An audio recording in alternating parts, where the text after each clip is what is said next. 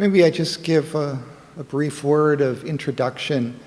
This is part of a series of talks that I'm doing once a month here at Savitri Bhavan, looking at Sri Aurobindo's philosophy as it is expressed in Savitri. And I also look as an introduction to give some background from his prose writings also, in this case on the life divine. So it's conceived more as kind of a recitation of Sri Aurobindo's writings on the topic, a little bit from his prose and then mainly from Savitri, about a particular topic. So today's topic is on the supermind and the transformation of life into a life divine. So we'll examine that both in his prose writings of the life divine and in Savitri. So I'll begin with a passage from the life divine that describes the nature of the supermind. It's from page 130 of the life divine. He says, "A principle of active will and knowledge, superior to mind, and creatrix of the worlds, is then the intermediary power and state of being between that self-possession of the one and this flux of the many. This principle is not entirely alien to us. It does not belong solely and incommunicably to a being who is entirely other than ourselves, or to a state of existence from which we are mysteriously projected into birth, but also rejected and unable to return. If it seems to us to be seated on heights far above us, yet are they the heights of our own being and accessible to our tread. We can not only infer and glimpse that truth, but we are capable of realizing it. We may, by a progressive expanding or a sudden luminous self-transcendence, mount up to these summits in unforgettable moments, or dwell on them during hours or days of greatest superhuman experience.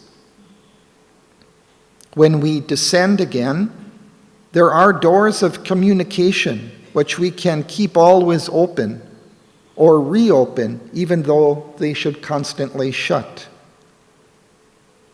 But to dwell there permanently on this last and highest summit of the created and creative being is in the end the supreme ideal for our evolving consciousness, when it seeks not self-annulment, but self-perfection. For as we have seen, this is the original idea and the final harmony and truth to which our gradual self-expression in the world returns and which it is meant to achieve." This first passage gives us a succinct definition of the supermind. He says it's a principle of active will and knowledge, spelled with a capital W and K, meaning divine.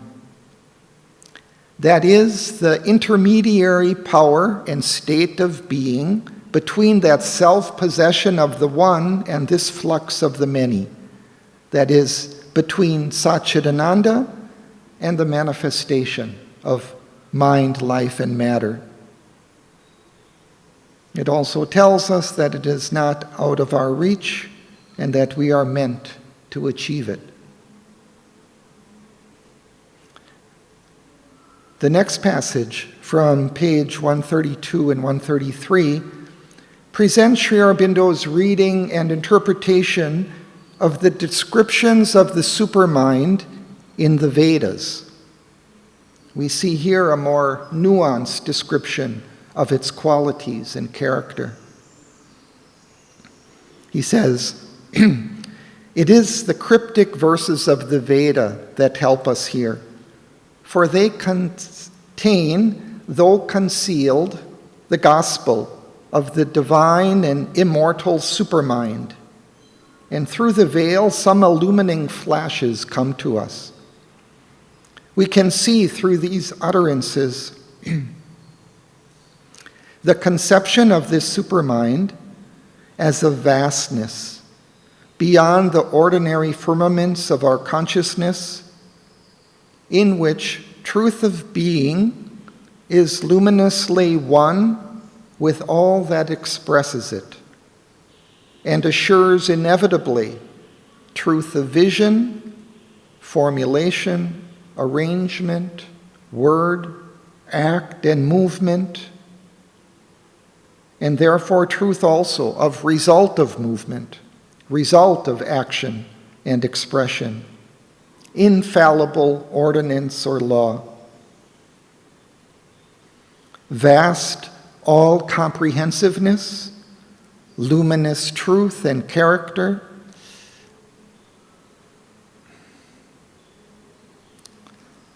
in that vastness, and not a vague chaos or self-lost obscurity.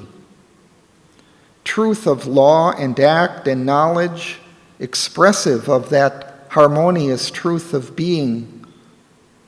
These seem to be the essential terms of the Vedic description. The gods, who in their highest secret entity are powers of this supermind, born of it, seated in it as in their proper home, are in their knowledge truth conscious, and in their action possessed of the seer will. Their conscious force turned towards works and creation is possessed and guided by a perfect and direct knowledge of the thing to be done and its essence and its law. A knowledge which determines a wholly effective willpower that does not deviate or falter in its process or in its result, but expresses and fulfills spontaneously and inevitably in the act that which has been seen in the vision. Light is here one with force, the vibrations of knowledge with the rhythm of the will, and both are one, perfectly and without seeking, groping, or effort, with the assured result. The divine nature has a double power, a spontaneous self-formulation and self-arrangement, which wells naturally out of the essence of the thing manifested and expresses its original truth, and a self-force of light inherent in the thing itself and the source of its spontaneous and inevitable self-arrangement.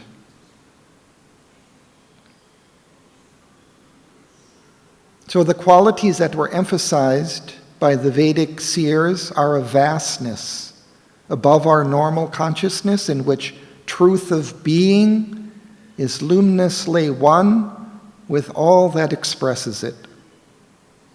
It is a knowledge which determines a wholly effective willpower that does not deviate or falter in its process or in its result, but expresses and fulfills spontaneously and inevitably in the act that which has been seen in the vision.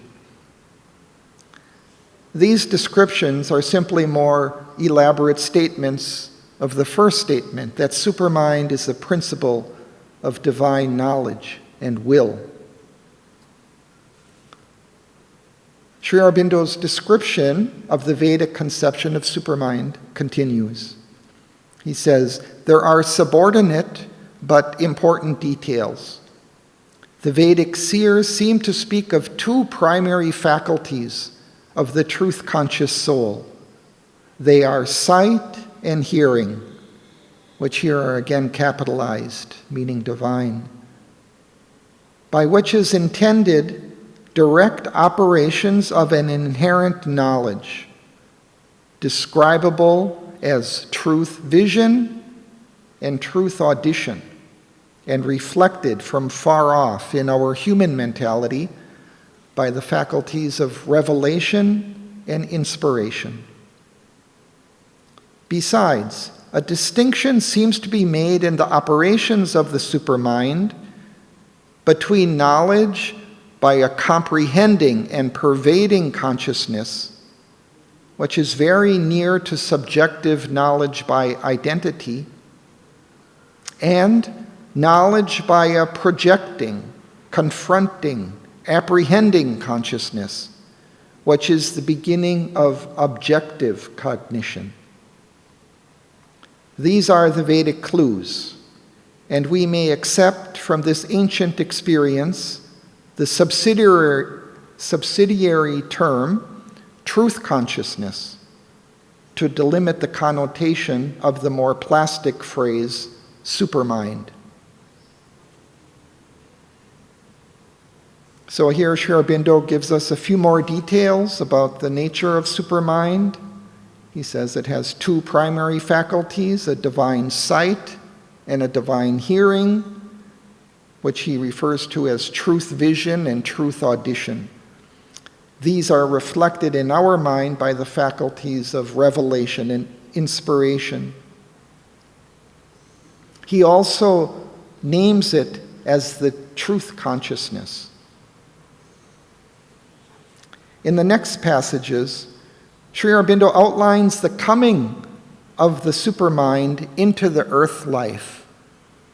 He describes this happening gradually as a growth of man's consciousness, first into the descending light of the supermind, by which it undergoes gradually a change, and eventually into the supermind itself. Moreover, this change first will come to a relatively few individuals, but then it will spread to more and more people and affect more and more their outer life, until there comes a new collective life reflecting that greater consciousness. I'll read two passages that describe this progressive change.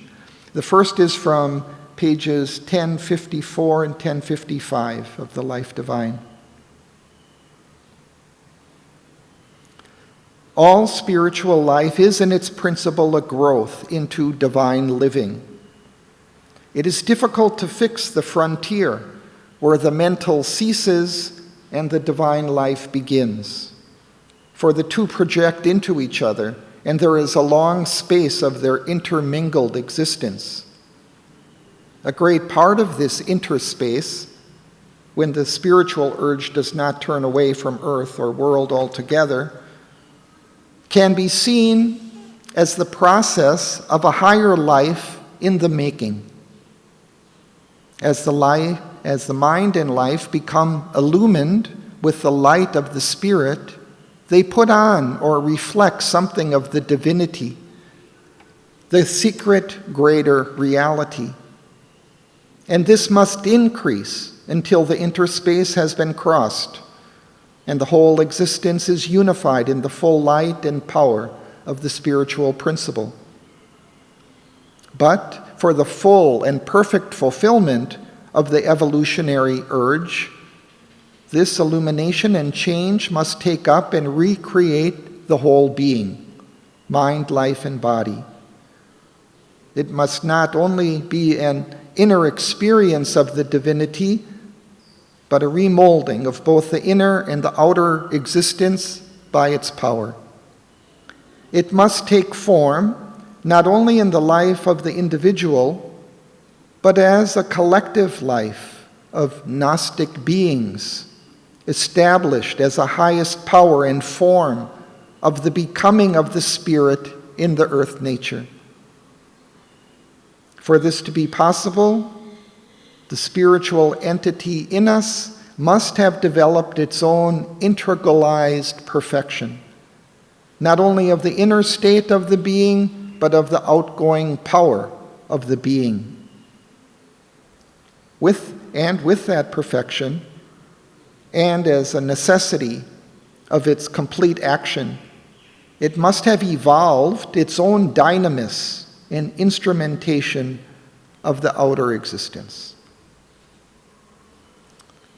So here Sri Aurobindo describes that there is a gradual transition from the mental life to the divine life, that for a long time there is an intermingling of the two, during which the mind and life take on some characteristics of the growing divinity, and these gradually increase until the whole existence is unified in the higher spiritual principle. He indicates for this transition to be complete, there must be a remolding of both the inner consciousness and the outer life, including the development of a greater power and new instruments of expression. Moreover, the change must not occur only in the individual, but there must be the development of a spiritual collective life in which the individual lives. And these points are further elaborated in the next passage from pages 1067, 1068. It is then this spiritual fulfillment of the urge to individual perfection and an inner completeness of being that we mean first when we speak of a divine life. It is the first essential condition of a perfected life on earth, and we are therefore right in making the utmost possible individual perfection our first supreme business. The perfection of the spiritual and pragmatic relation of the individual with all around him is our second preoccupation. The solution of this second desideratum lies in a complete universality and oneness with all life upon earth, which is the other concomitant result of an evolution into the Gnostic consciousness and nature. But there still remains the third desideratum, a new world, a change in the total life of humanity, or at the least, a new perfected collective life in the earth nature. This calls for the appearance not only of isolated, evolved individuals acting in the unevolved mass, but of many Gnostic individuals forming a new kind of beings and a new common life superior to the present individual and common existence. So Sri Aurobindo here lays out three stages of the divine change that must come. First, there is the individual change and utmost possible individual perfection. This is the basis for the latter two, so it must take precedence at the beginning. Second, there must come a perfection of our spiritual and pragmatic relations with all around us, with all other human beings, and with all life upon earth. And this comes as a result of the individual growth into the Gnostic or supramental consciousness. And third, there must come a new world, a change in the total life of humanity, or at the least, a new perfected collective life in the earth nature. This means a new spiritual collective life, whether for humanity as a whole or at least for large numbers of individuals who have developed the higher spiritual consciousness and are living outwardly a spiritual life. We see here the principles and aspects and stages of the development of the divine life that Sri Aurobindo envisages. There are other passages and chapters in Sri Aurobindo's prose writings that go into further details. But I'll turn now to Savitri, where we get a more vivid and nuanced descriptions of the supramental consciousness and that divine life, which Sri Aurobindo assures us is destined to come on earth. The description of the supermind and its descent into the life on earth is described in Book 11, the Book of Everlasting Day, which consists of a single long canto called the Eternal Day, the soul's choice and the supreme consummation. Within this canto, we get the most vivid descriptions written of the supramental consciousness, the world of supermind, and its descent into the earth consciousness and its transformation of earthly life. Much of it is written in a prophetic tone. So I'm going to read two long passages from this canto, breaking them into shorter sections and briefly commenting on them. The first is from pages 661 to 663.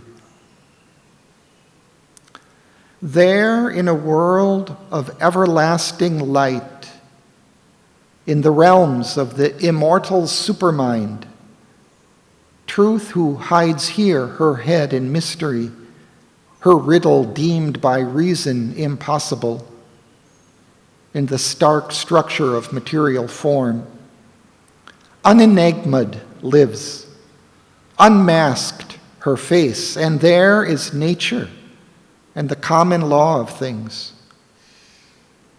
There, in a body made of spirit stuff, the hearthstone of the ever-living fire, action translates the movements of the soul.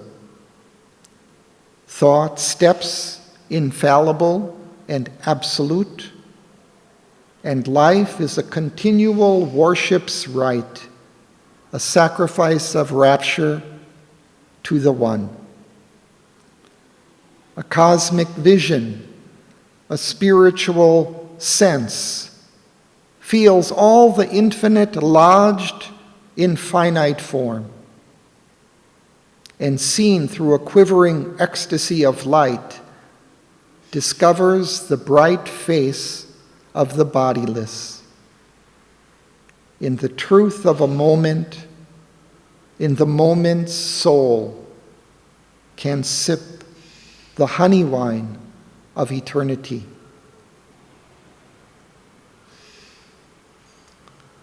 So Sri Aurobindo describes here the world of the supermind. The supermind already exists, and there is a world in which it expresses itself in all beings and things. That world is obviously transcendent to our world, and like all the occult worlds, has an influence here in our world and presses for the manifestation of its possibilities here. We get a few glimpses of the nature of this supramental world, which correspond with the descriptions we've seen in the Life Divine. Truth lives unmasked, that is, fully expressed, and thought moves infallible and absolute. And again, action is a direct translation of the movements of the soul, of the truth. There is no distortion in the will. Each and all expresses spontaneously the truth. And we see that there, even the body is made of spirit stuff. The bodies themselves, supramental, or we could say divine. And the life there is a continual worship's rite, as if life were a rapturous worship of the one divine being. Each being and thing there is conscious and can sense the eternal divine being in each moment and in each finite thing. passage continues. A spirit who is no one and innumerable, the one mystic infinite person of his world, multiplies his myriad personality. On all his bodies seals his divinity's stamp, and sits in each, immortal and unique. The immobile stands behind each daily act, a background of the movement and the scene, upholding creation on its might and calm, and change on the immutable's deathless poise. The timeless looks out from the traveling hours.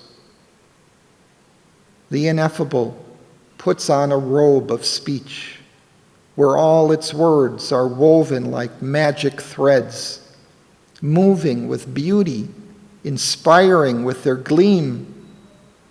And every thought takes up its destined place, recorded in the memory of the world. The truth supreme, vast, and impersonal fits faultlessly the hour and circumstance. Its substance, a pure gold, ever the same, but shaped into vessels for the Spirit's use. Its gold becomes the wine jar and the vase. All there is a supreme epiphany.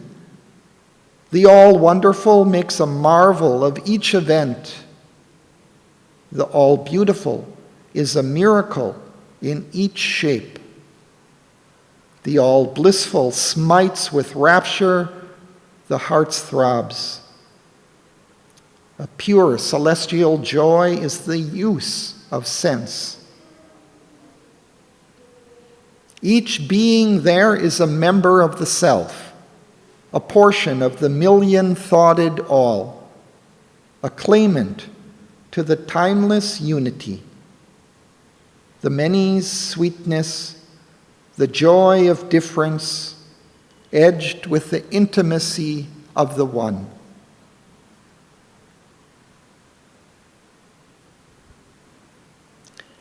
Here, Sri Aurobindo shifts the perspective. Whereas before he described the world of Supermind objectively, as if looking at it from outside, here he describes how the divine being is sitting within each being and thing and happening in that world, and how each is a faultless expression of himself. Each being there is one of his myriad personalities. They are separate beings, but know the one divine being at their core and their unique role and place in the whole. There, everyone and everything is in its right place and time. Each is simply one aspect of the multifaceted form of the divine being. And a cardinal characteristic of the life there is a divine beauty and delight. And the next passage I'll read begins on page 705 and extends all the way to page 710. And it is, in a way, the culmination of the entire poem, the last part of a declaration by the Supreme to Savitri, confirming her victory, together with a prophecy of its eventual consequences for the earth. After this passage, there's just a 2-page concluding depiction of Savitri's and Satyavan's souls descending back to their bodies, and then the final epilogue, which describes them waking up in the forest and being found by their family. So I'll break the passage into segments and comment on each. And it's noteworthy that this is the longest continuous dictated passage in Savitri. dictated to Narodbaren late in its composition in 1948 or even later. And about this dictation, Narodbaren later wrote, "I wonder how he could go on dictating lines of poetry in this way, as if a tap had been turned on and the water flowed. Not in a jet, of course, but slowly, very slowly indeed. Passages sometimes had to be reread in order to get the link or sequence. But when the turn came of the Book of Yoga and the Book of Everlasting Day, this one, line after line began to flow from his lips like a smooth and gentle stream. And it was on the next day that a revision was done to get the link for further continuation." So the passage begins. "But when the hour of the divine draws near, the mighty mother shall take birth in time, and God be born into the human clay, in forms made ready by your human lives. Then shall the truth supreme be given to men. There is a being beyond the being of mind, and immeasurable, cast into many forms, a miracle of the multitudinous one. There is a consciousness mind cannot touch, its speech cannot utter, nor its thought reveal. It has no home on earth, no center in man, yet is the source of all things thought and done, the fount of the creation and its works. It is the origin of all truth here, the sun orb of mind's fragmentary rays, infinity's heaven that spills the rain of God, the immense that calls to man to expand the spirit, the wide aim that justifies his narrow attempts, a channel for the little he tastes of bliss."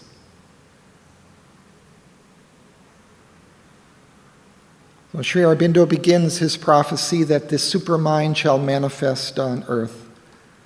And he says that when the Divine Mother and the Divine Being take birth in the world in human forms, then will this supermind, the truth supreme, be given to men. He doesn't use the word supermind here, but we can assume that's what he's referring to by his description of it. For example, when he calls it the sun orb of mind's fragmentary rays, or and immeasurable, cast into many forms, or a miracle of the multitudinous one. These are almost defining characteristics of the supermind. And of course, he's subtly hinting that the time is now, that he and the mother are these avatars born in human forms, prepared by the lives of Savitri and Satyavan, and that they are bringing this truth supreme to men. And this is what Sri Aurobindo and the mother have also indicated in other statements they've made. So he continues. Some shall be made the glory's receptacles and vehicles of the Eternal's luminous power. These are the high forerunners, the heads of time, the great deliverers of earthbound mind, the high transfigurers of human clay, the firstborn of a new supernal race. The incarnate, dual power shall open God's door. Eternal supermind, touch earthly time. The Superman shall wake in mortal man and manifest the hidden demigod, or grow into the God-light and God-force, revealing the secret deity in the cave. Then shall the earth be touched by the Supreme. His bright, unveiled transcendence shall illumine the mind and heart and force the life and act to interpret his inexpressible mystery in a heavenly alphabet of divinity's signs. Sri Aurobindo describes here the unfolding of the manifestation of the supermind on earth. There won't be a sudden transformation of everything all at once. A small number of individuals will be touched first. These are the high forerunners, the heads of time, the great deliverers of earthbound mind, the high transfigurers of human clay, the firstborn of a new supernal race. And then he says, the Superman shall wake in mortal man. The Superman is human in form, but is developing the supramental consciousness, perhaps in stages. This Superman will manifest the hidden demigod, or grow into the God-light and God-force. The Mother has explained in the agenda that there is this hidden demigod, the Superman consciousness, which is seeking human vessels in which to manifest itself, and which was manifesting itself in her. Some of these forerunners of the new race who open to this Superman consciousness will gradually grow into the God-light and God-force, its supramental consciousness. As this Superman consciousness manifests itself, the transcendence shall illumine the mind and heart and force the life and act to interpret his inexpressible mystery in signs or symbols of divinity. There is a subtle suggestion here that even if there is a reluctance or difficulty of the vital nature and body to express this divinity within, this consciousness will force them to do it. He continues, his living cosmic spirit shall enring, annulling the decree of death and pain, erasing the formulas of the ignorance with the deep meaning of beauty and life's hid sense, the being ready for immortality. His regard crossing infinity's mystic waves, bring back to nature her early joy to live, the metered heartbeats of a lost delight, the cry of a forgotten ecstasy, the dance of the first world creating bliss.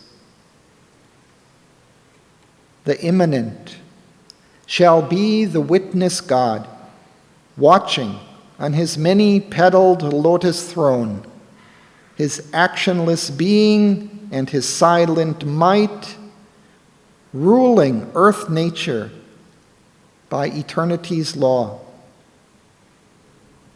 A thinker waking the inconscious world, and immobile center of many infinitudes in his thousand-pillared temple by time's sea. Then shall the embodied being live as one who is a thought, a will of the divine, a mask or robe of his divinity, an instrument and partner of his force, a point or line drawn in the infinite, a manifest of the imperishable. The supermind shall be his nature's fount. The eternal's truth shall mold his thoughts and acts. The eternal's truth shall be his light and guide. So as the supermind descends into the earth life, death, pain, and ignorance will be erased, and immortality, beauty, delight, and ecstasy will take hold. God, the divine being, will be seated at the center of this superman's being and at the helm of his life. His outer being will be like a mask or robe of the divine, an instrument and partner of his force. The eternal's truth will mold his thoughts and acts and guide his life.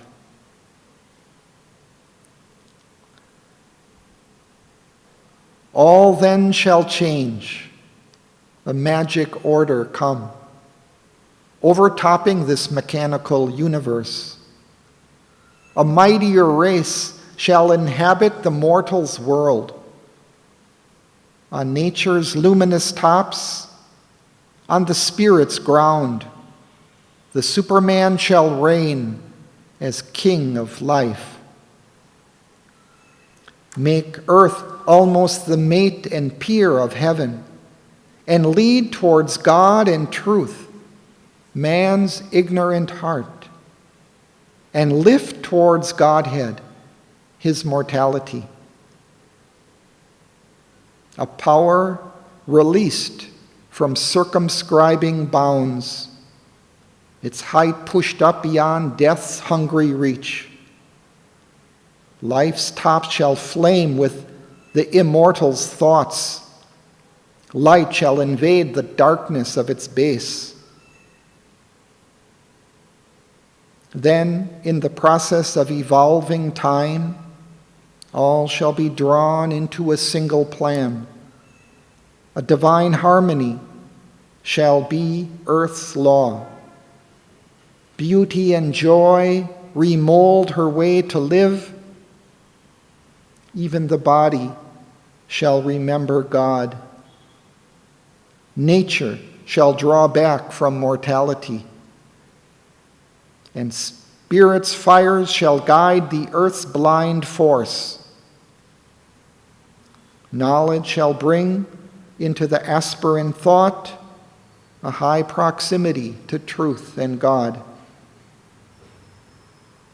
The supermind shall claim the world for light and thrill with love of God the enamored heart, and place light's crown on nature's lifted head, and found light's reign on her unshaking base.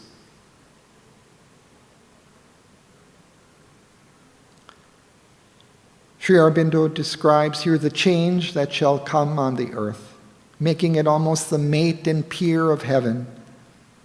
There will be a mightier race on earth than mankind, and it shall lead man towards God. It will have a power released from the boundaries of ignorance. Its consciousness will flame with the immortal's thoughts. The divine light will illuminate the body's inconscient base. And then he says, in the process of evolving time, all shall be drawn into a single plan. A divine harmony shall be earth's law. The entire earth life shall be affected and brought into a divine harmony. He says the Spirit's fire shall guide the earth's blind force.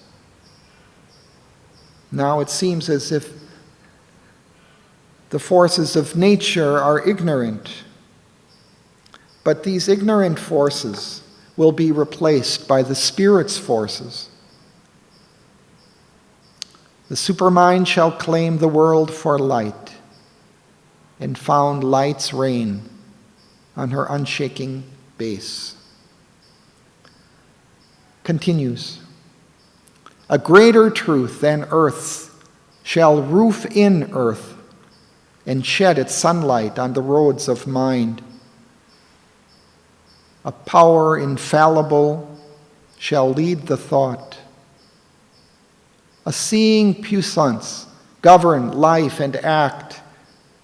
In earthly hearts kindle the immortal's fire. A soul shall wake in the inconscience house. The mind shall be God vision's tabernacle, the body intuition's instrument, and life a channel for God's visible power. All earth shall be the Spirit's manifest home, hidden no more by the body and the life, hidden no more by the mind's ignorance. An unerring hand shall shape, event, and act. The Spirit's eyes shall look through nature's eyes. The Spirit's force shall occupy nature's force. This world shall be God's visible garden house. The earth shall be a field and camp of God. Man shall forget consent to mortality and his embodied frail impermanence.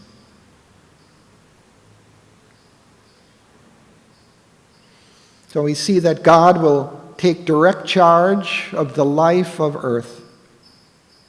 The divine power will govern the thought and life and actions of its beings. It says, all earth shall be the Spirit's manifest home, and the Spirit shall be hidden no more, that the Spirit's eyes shall look out through nature's eyes. God, this spiritual reality, will be evident, manifest in all earth's beings and forms and events. Mankind shall no longer be subject to disease and death. It continues. This universe shall unseal its occult sense. Creation's process change its antique front. And ignorant evolution's hierarchy release the wisdom chained below its base. The Spirit shall be the master of his world, lurking no more in form's obscurity, and nature shall reverse her actions' rule. The outward world disclose the truth it veils. All things shall manifest the covert God. All shall reveal the Spirit's light and might and move to its destiny of felicity. Even should a hostile force cling to its reign and claim its rights' perpetual sovereignty, and man refuse his high spiritual fate, yet shall the secret truth in things prevail. For in the march of all fulfilling time, the hour must come of the transcendence will. All turns and winds towards his predestined ends in nature's fixed, inevitable course, decreed since the beginning of the worlds. In the deep essence of created things, even there shall come as a high crown of all the end of death, the death of ignorance.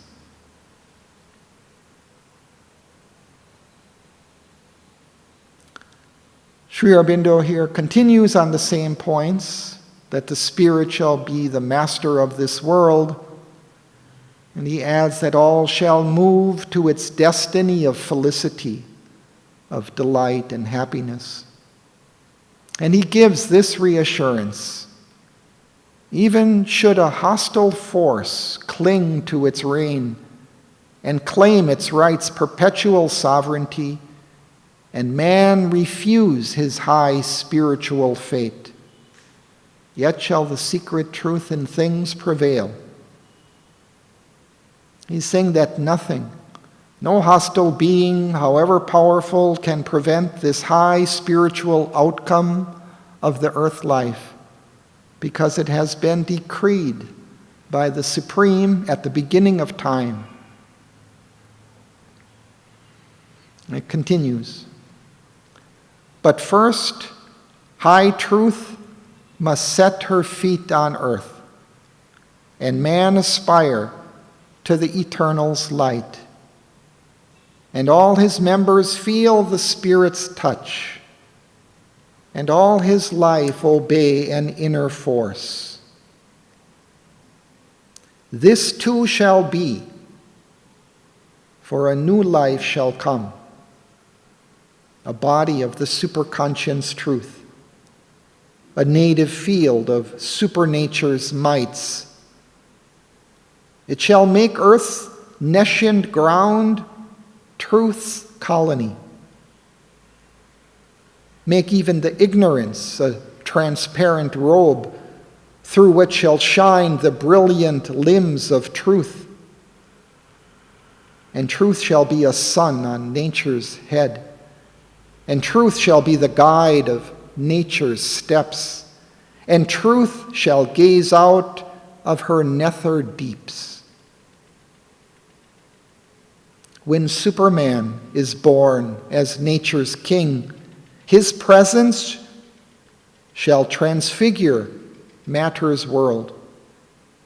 He shall light up truth's fire in nature's night. He shall lay upon the earth truth's greater law. Man too shall turn towards the Spirit's call, awake to his hidden possibility, awake to all that slept within his heart, and all that nature meant when earth was formed, and the Spirit made this ignorant world his home. He shall aspire to truth and God and bliss. Interpreter of a diviner law, an instrument of a supreme design, the higher kind shall lean to lift up man. Man shall desire to climb to his own heights.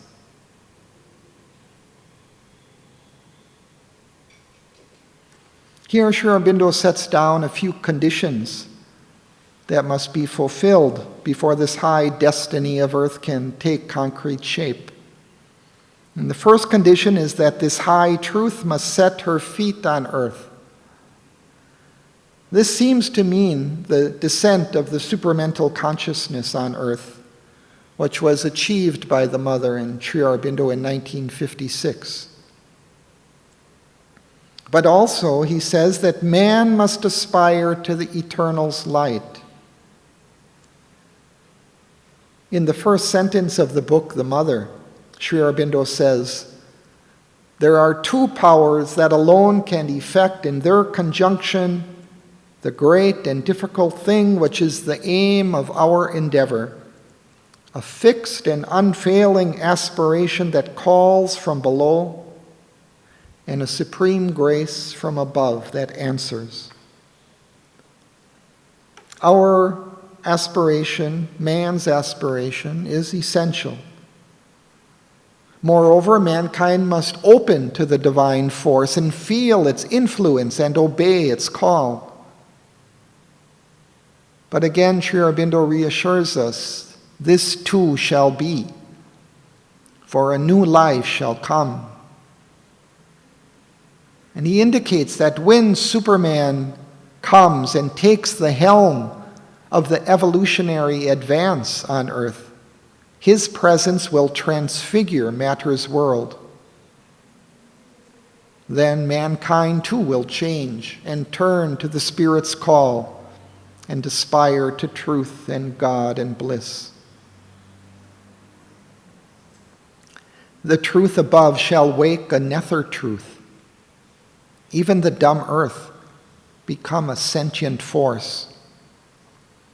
The Spirit's tops and nature's base shall draw near to the secret of their separate truth and know each other as one deity. The Spirit shall look out through matter's gaze, and matter shall reveal the Spirit's face. Then man and Superman shall be at one, and all the earth become a single life.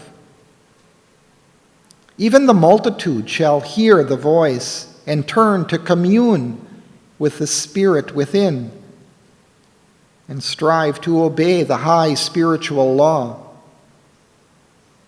This earth shall stir with impulses sublime, humanity awake to deepest self, nature, the hidden Godhead, recognize.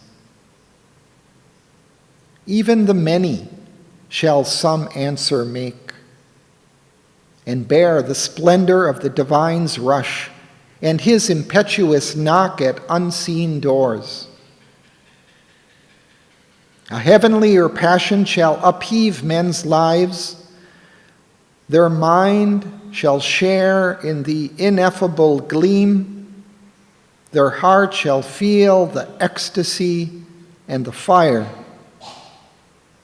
Earth's bodies shall be conscious of a soul. Mortality's bondslaves shall unloose their bonds. Mere men into spiritual beings grow and see awake the dumb divinity. Intuitive beams shall touch the nature's peaks. A revelation stir the nature's depths. The truth shall be the leader of their lives. Truth shall dictate their thought and speech and act. They shall feel themselves lifted nearer to the sky, as if a little lower than the gods.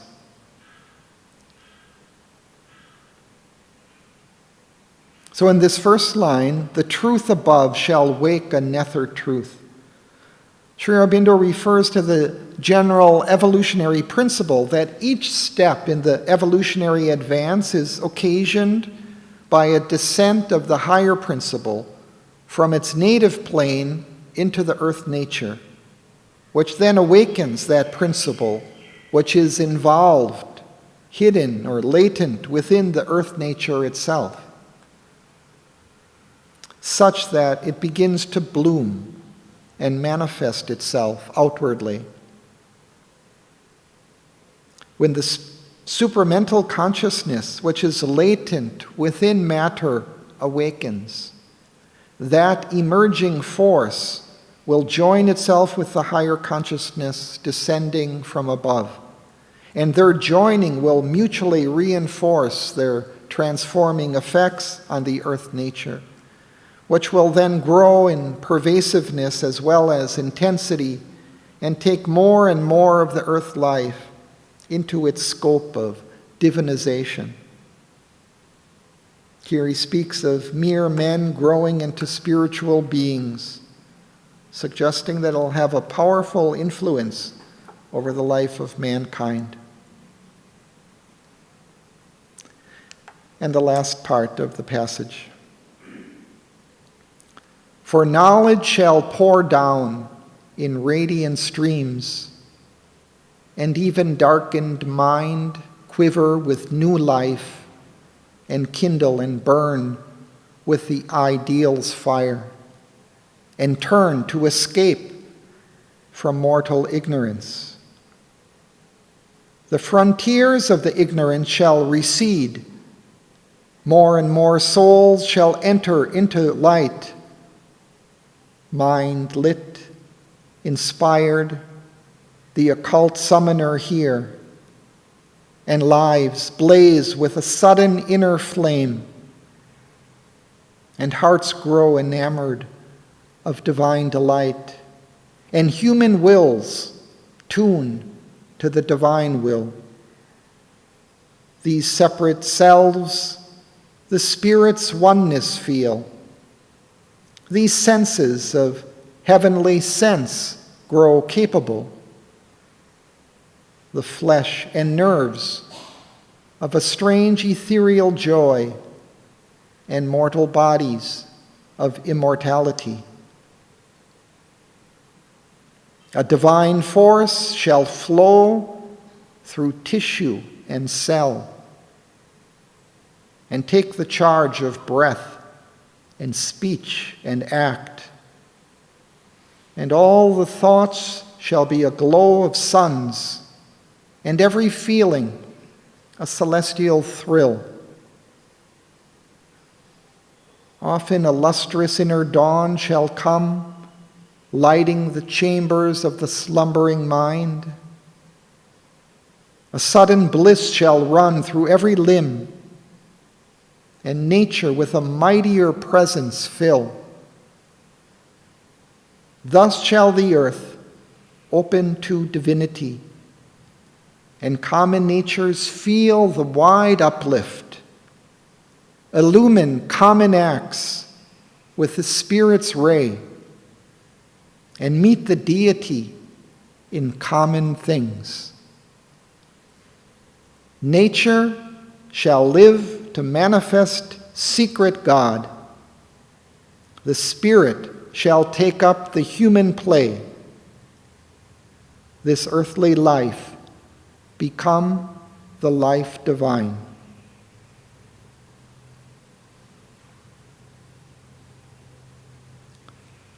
The earlier suggestions of a growing pervasiveness of the supramental force over the earth life here are brought out more explicitly. What we have seen in the history of spiritual development on earth up till now has been a few rare individuals achieving great spiritual realizations, and perhaps a few of their most faithful followers achieving some remarkable spiritual advance and realization, while the rest of the masses achieve at best a very limited change.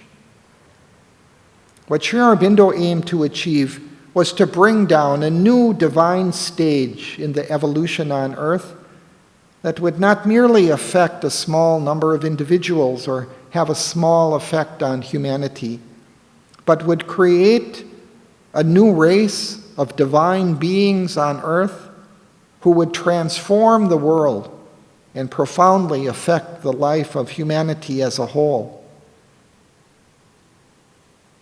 This is what is implied in this part of the passage when he says, "More and more souls shall enter into light, minds lit, inspired, the occult summoner here, and lives blaze with a sudden inner flame, and hearts grow enamored of divine delight, and human wills tune to the divine will."